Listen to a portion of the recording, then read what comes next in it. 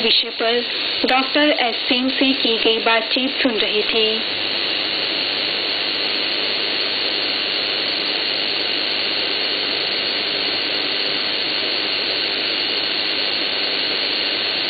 ये आकाशवाणी का port Blair केंद्र है। 7:25 हुए हैं। अब सुनिए आपका स्वास्थ्य कार्यक्रम।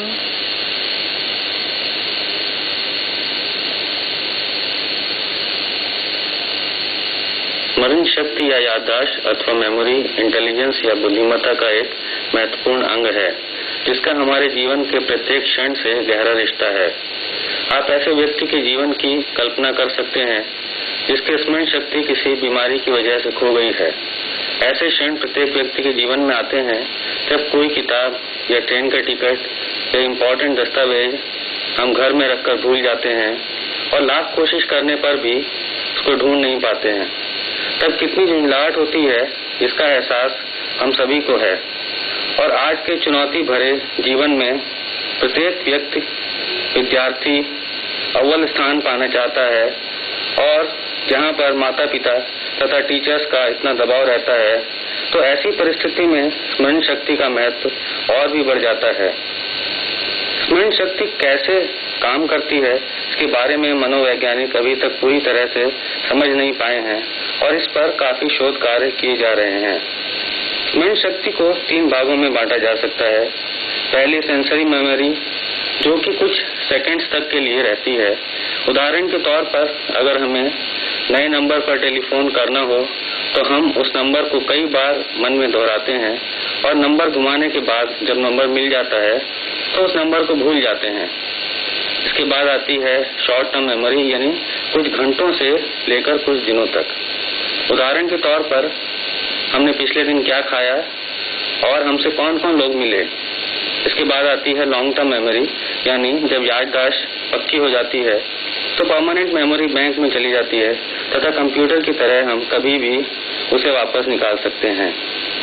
स्मरण शक्ति में सबसे महत्वपूर्ण है कि हम जिस चीज को याद रखना चाहते हैं उस चीज को हम बहुत ध्यान से देखें और समझें, यानी अटेंशन तथा कंसंट्रेशन बहुत अधिक होना चाहिए तथा आसपास ध्यान बटाने के लिए या डिस्टर्ब करने के लिए और कोई न हो।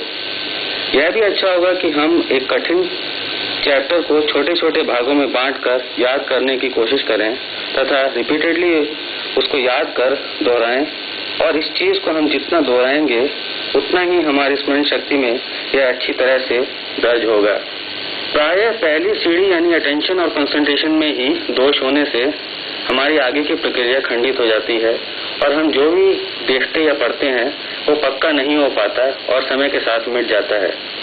अच्छी मेमोरी के लिए यह भी जरूरी है कि घर का माहौल अच्छा हो तथा माता पिता बच्चे के साथ बैठकर खुद भी पढ़ाई में रुचि लें और बच्चे के सामने अच्छा उदाहरण प्रस्तुत करें तथा समय समय पर बच्चे के अचीवमेंट को सकारात्मक तौर से बढ़ावा दें तथा अगर बच्चे को कोई चीज समझ नहीं आ रही है तो उसकी मदद करें।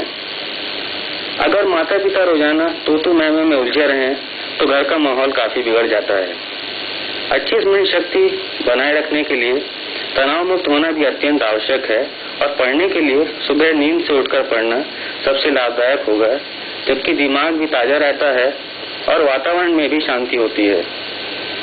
बाजार में तमाम तरह की ब्रेन टॉनिक या मेमोरी बढ़ाने वाली महंगी दवाओं के सेवन से बचें, जो मेमोरी बढ़ाने के बजाय आपके पॉकेट पर भी भारी पड़ेंगे। अभिभावकों को हमेशा अपने बच्चों का मनोबल बढ़ाना चाहिए और हमेशा उनको एनकरेज करना चाहिए, जिससे कि बच्चों के मन में इंफीरियरिटी कॉम्प्लेक्स या हीन भावना न पनप सके। इन बताई गई कुछ बातों का पालन कर हम अपनी स्मरण शक्ति को बढ़ा सकते हैं तथा अपने जीवन में तरक्की कर सकते हैं।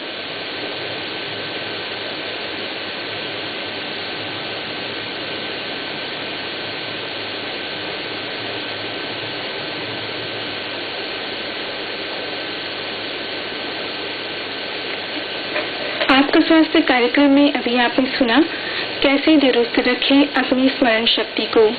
वार्ताकार थे डॉक्टर सुनील कुमार।